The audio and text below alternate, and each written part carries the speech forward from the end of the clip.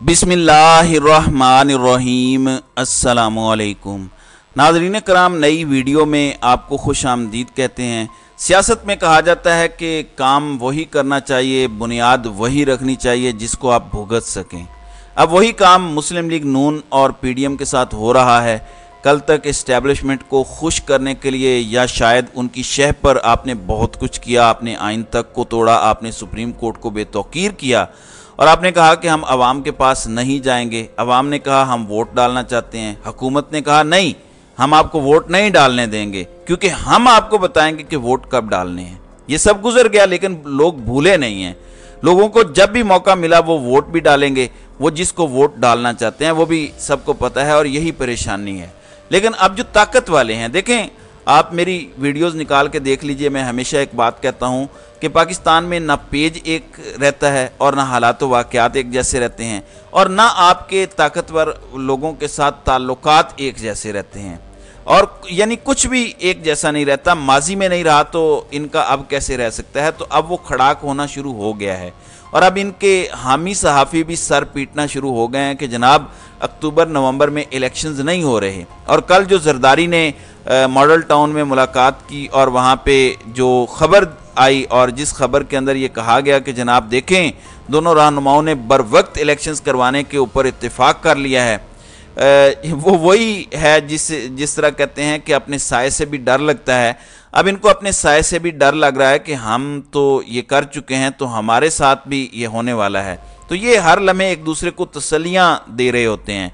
आप तो कह रहे थे कि इलेक्शंस की डेट जो है वो इलेक्शन कमीशन ऑफ पाकिस्तान ने देनी है। अगर उस वक़्त इस्टेब्लिशमेंट नहीं चाहती थी और इलेक्शन कमीशन ऑफ पाकिस्तान ने इलेक्शन नहीं दिया, तो अब अगर इस्टेब्लिशमेंट नहीं चाहेगी तो आपके पास क्या गारंटी है कि आपको इलेक्शन मिलेगा। तो बुनियादी तौर पर इन्होंने उनको एक लिहाज से सुर्ख झंडी दिखा दी है और कहा है कि एक तो आप असम्बली एक्सटेंड नहीं करेंगे, जो आपका ख्याल है कि हम टाइम ले लेंगे, टेन्योर में इजाफा कर देंगे, बिल्कुल भी ऐसा नहीं होगा। आप 13 अगस्त को जाएंगे, 14 अगस्त को पाकिस्तान के अंदर शहबाज शरीफ वजीर आजम नहीं होंगे, ये तयशुदा बात है। ये पैगाम दिया जा चुका है इनको। अगला मरला ये है कि इलेक्शंस कब होने हैं। अब यहाँ पे गोटी इनकी फंस गई है। अब ये चाहते हैं कि जनाब टाइमली इलेक्शंस हो जाएं, अगली गवर्नमेंट आ जाए। यही बात इमरान खान कहते थे कि ये बुनियाद ना रखो, अगर ये रास्ता बन गया इलेक्शन डिले होने का तो आइंदा कोई हुकूमत भी इलेक्शन टाइम पे नहीं करवा सकेगी। और ये जो बहाना होता है कि पाकिस्तान के पास पैसे नहीं है, ये हमेशा चलेगा। और ये बहाना कि हमारे पास सिक्योरिटी के लिए एहलकार नहीं है, ये भी हमेशा चलेगा। अब इसका मतलब क्या है? इसका मतलब ये है कि आपका सॉफ्टवेयर उन्होंने अपडेट कर दिया है। अब जो मर्जी आप करते रहें, होगा वही जो वो चाहेंगे। अब शहबाज शरीफ अपनी तरफ से कैंपेन शुरू कर चुके हैं। आपसे थोड़ी देर पहले लाहौर के गवर्नर हाउस में तकरीब, उसके बाद उन्हें सियालकोट जाना है। तो ये सारी चीज़ें हमें इस वक्त नज़र आ रही हैं।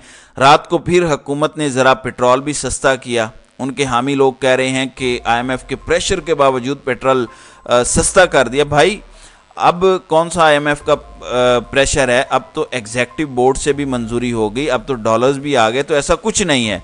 अब हुकूमत ने पेट्रोल 9 रुपये और डीजल 7 रुपये कम किया है। चलें शुक्र है, कुछ तो आवाम को रिलीफ मिला है, क्योंकि जो बिजली की सूरत हाल बताई जा रही है कि बिजली के टैरिफ में इजाफा होने के बाद आपका मेरा इस महीने जो बिल आएगा वो हम सब का धुआं निकलवा देगा। मैं आपको अभी बता रहा हूँ। अब इनके इख्तलाफात यहाँ तक महदूद नहीं हैं। दूसरी तरफ जो ये बेबी पार्टी लेके आए हैं, मतलब जो इनका जैली विंग है इस्तेकाम पाकिस्तान पार्टी, उनका हमने सुना कि वो रिज़ाइन करने वाले हैं। तो सदर पार्टी का कहता है कि ओन चौधरी और नोमान लंगड़ियाल रिज़ाइन करें, जबकि पैटर्न इन चीफ कहता है कि नहीं करेंगे।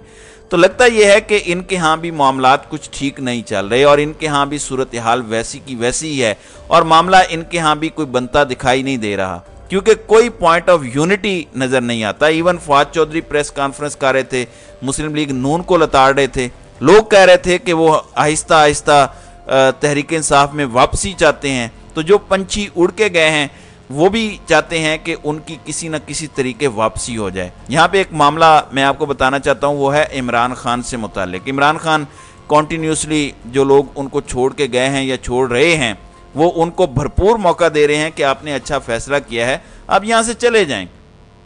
آج پاکستان تحریک انصاف نے 6 مزید ممبران کی بنیادی رکنیت معطل کر دی ہے، جس کا مطلب ہے کہ ان کا اب تحریک انصاف سے تعلق نہیں ہے۔ حاجی شوکت علی، مجاہد میتلا، نادیہ عزیز، سلیم بریار، سید ذوالفقار علی شاہ اور عثمان ترکئی، ان کو نوٹسز جاری کیے گئے ہیں کہ مختلف فورمز پر آپ کی پریس کانفرنسز کی گردش اور بڑے پیمانے پر نشریات دیکھی گئی ہیں کہ آپ نے پاکستان تحریک انصاف چھوڑ دی ہے، آپ نے جان بوجھ کر پارٹی دفاتر اور پارٹی کی بنیادی رکنیت سے استعفیٰ دینے کا اعلان کیا ہے، لہذا آپ کو پاکستان تحریک انصاف کی بنیادی رکنیت ختم کرنے کا نوٹس دیا جاتا ہے۔ پاکستان تحریک انصاف سے آپ کی رکنیت فوری طور پر ختم کی گئی ہے۔ دوسری جانب عمران خان آج رات 10 بجے ایک بار پھر ایک نئی سپیس کے اندر ہوں گے، اور جرمی میکلن کی یہ سپیس ہے جس میں ان کے ساتھ 2 اور ہوسٹ بھی ہوں گے، جس کا مطلب یہ ہے کہ پی ٹی آئی کے حوالے سے آج رات ایک اور نیا ریکارڈ بنے گا۔ دوسری جانب جہاں تک میڈیا کی بات ہے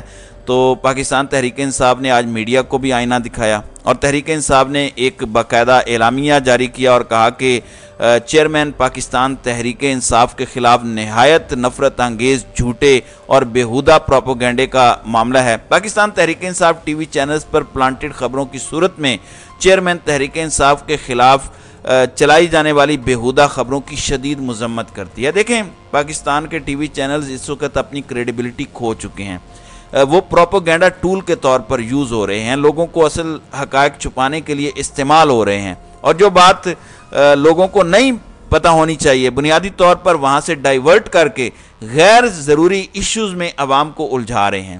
اب پاکستان تحریک انصاف اپنے اندر بھی کلین آپریشن کر رہی ہے۔ صالح ظافر ایک بڑا دلچسپ کردار ہیں، کہنے کو تو وہ سینئر صحافی ہیں، وہ ایسی چیزیں لے کے آتے ہیں کہ بندہ کہتا ہے کہ یار یہ کیسے کر لیتے ہیں۔